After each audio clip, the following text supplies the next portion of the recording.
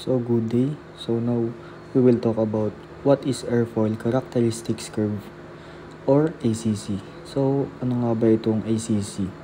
So an airfoil characteristic curve or ACC visually represents how an airfoil's aerodynamic properties change with varying conditions, primarily angle of attack.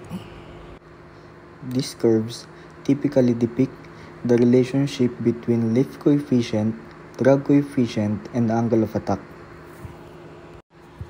So ano nga ba itong lift coefficient, drag coefficient, and angle of attack?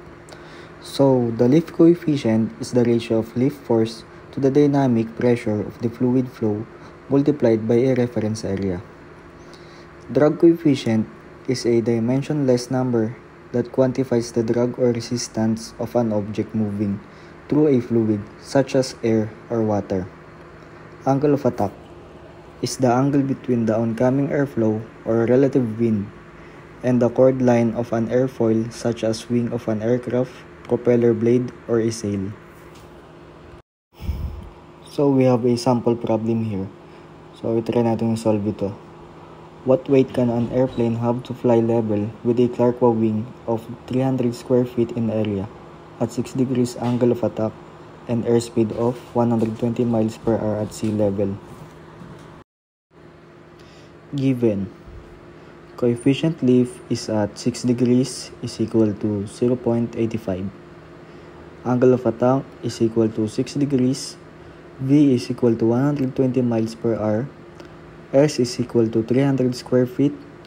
And density is equal to 0.00237 slug per cubic foot.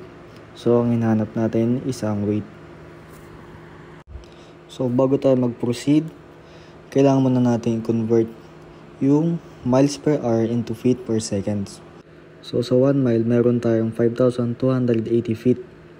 So, 120 miles times 5,280 feet over 1 mile is equal to 633,600. So, sa 1 hour, meron tayong 3,600 seconds. So, 633,600 divided by 3,600 is equal to 176 feet per seconds. So now let's proceed sa solution.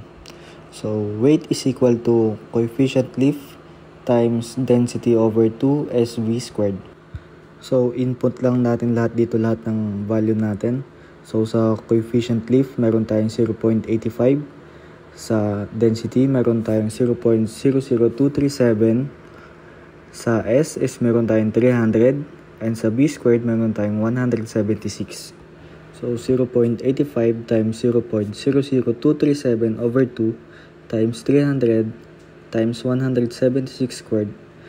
So our final answer is 9,360 pounds.